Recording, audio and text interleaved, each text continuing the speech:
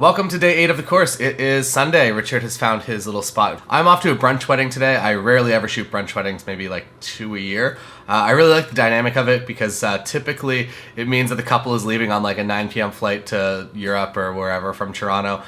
So those types of couples, I guess, really connect with me because they have a strong interest in travel. And then also for the actual wedding, they're not really looking for a party. They're just looking to have everybody that they like in a room together for an afternoon. So totally into it. But first, we're going to talk about engagement photography. I'm going to kind of talk about my approach at the beginning here, and then we're going to get on to some on-camera photography so you can actually see engagement photos being taken in action.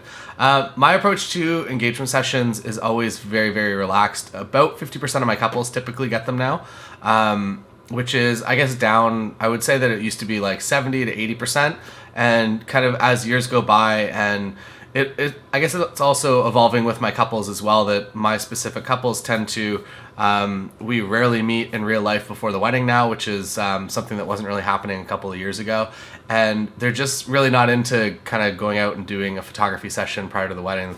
They want me to document the wedding day, and they feel weird doing an engagement session. I do try to sell them on an engagement session, not just financially it's beneficial, but it's also, I find it's really beneficial that if they can find the time and they would like the photos, it's nice to have pictures in different clothes other than your wedding attire, as well as it's just a good time to actually get in front of the camera and see if you do anything weird. I know that when Lindsay and I did our engagement session, or our first engagement session with Mario out in Laguna Beach, that I found it really challenging to like know what to do with my hands, even though I'm a photographer and I've done like hundreds of these shoots in the past.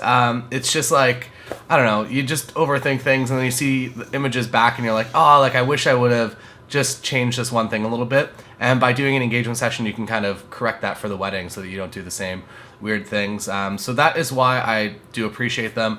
And also it's just nice to get out and kind of actually talk with your couple about things that aren't just like straight to do with the booking process and wedding. Overall, it's a fun experience usually, and I do actually have a lot of fun doing them. So I do prefer to do them, but I don't mind if my couples don't want to do them. The way that I kind of structure my shoots is that they're usually about an hour long, and I deliver usually around like 50 to 60 photos. All of my images, whether it's for wedding or engagement session, it's all high res, unmarked.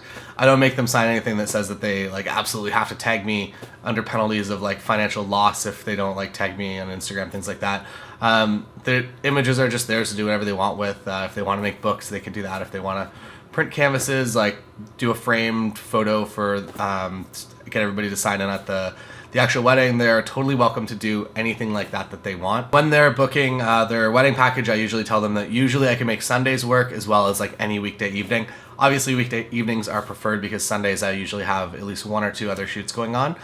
Today I have a wedding, and I always do my best to schedule them about 2 hours before sunset so you get that nice golden hour. But if it turns out to be cloudy or shady, it's not going to be like a game changer. I talked about it, I think, in yesterday's video about how I'll set like a tentative time, like we will meet at 7:30 if it's sunny, and then if it's cloudy, we'll meet like a little bit earlier.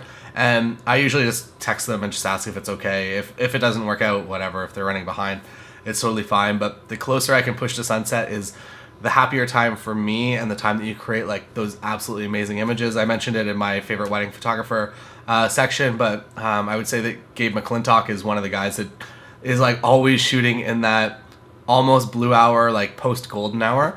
And I really like kind of the drama and the atmosphere that comes with that, but I don't want to do the entire shoot in that section of the day because I don't think the images necessarily convey my brand and my style, because my images are usually bright and happy and fun, and that gets a little more dramatic. But I do like to do it from a photography standpoint, and it's something new and interesting that I'm pushing myself to explore kind of this year. So that's why I aim as close to sunset as possible.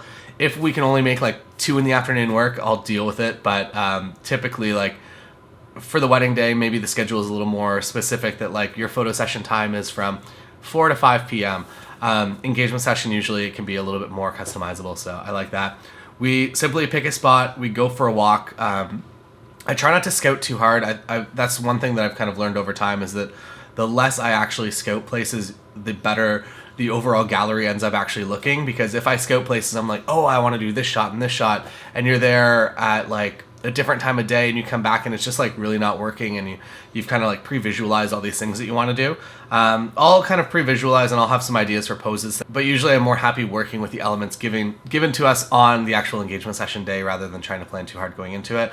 I feel that I do better work, I'm more creative, and I rely less on that pre-production as well. So in the moment, it's kind of a fun time to experiment as well when you're doing engagement photos and you're not actually at a wedding where the stakes are a lot higher. Typically, I ask my couples to bring a change of clothes, or if they layer and they have a sweater on, that they kind of change up the look about halfway through. Typically, I'm not too far from a change room or something like that. If you do shoot a lot in nature, you can actually get these like pop tents that are really cool, that are like pop change rooms that are like little 7-foot tall, like cylindrical tents, or square, I guess, that are just like, you throw them down and they just pop right up.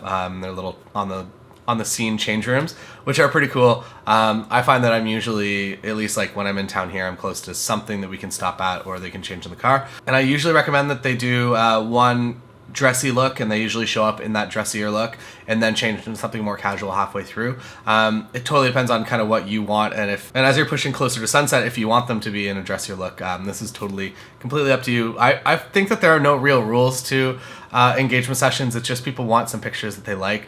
I usually ask them quickly at the beginning, like, is there anything that they specifically need for like their wedding website banner, or if they need something for a save the date, or they need close-ups of rings for something, or they brought some props. Maybe they decorated like a soccer ball or something if they meant playing soccer. I don't know. I'm totally happy to kind of accommodate absolutely anything that my couples want to do. If they want to do a picnic, if they want to have a bunch of like champagne or something in a park, whatever they want to do, I will make happen. That's great. And I'm gonna make you kind of walk towards me, and you can look at each other while you walk towards me here. That's great. And get a little closer together if you can.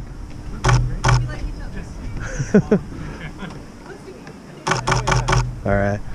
My favorite and easiest pose to keep people natural is just to get them to walk towards the camera and get closer and get farther and hold hands and put an arm around each other. A few steps to your right, just so you're not going to be right underneath that tree. Yeah, somewhere there's good. I got cloudy at the exact right time. Hold both your poles just so I can see them a little bit. Awesome. And can I make you take like one step to the left? There's just one sunspot kind of on your backs. Perfect. All right. And if you want to hold hands again.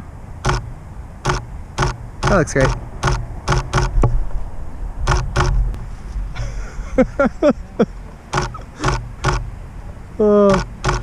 On the plus side, this is like the best photo location we found so far, so. I'm always doing my best to keep my couples in the open shade because that is what gives the best skin tones.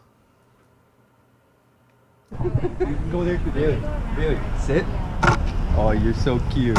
You're so cute. Yes, you're so cute. I totally encourage my couples to bring their dogs if they want, but I always ask them to bring another human with them so that they can watch the dog whenever we're off taking pictures just of the two of them.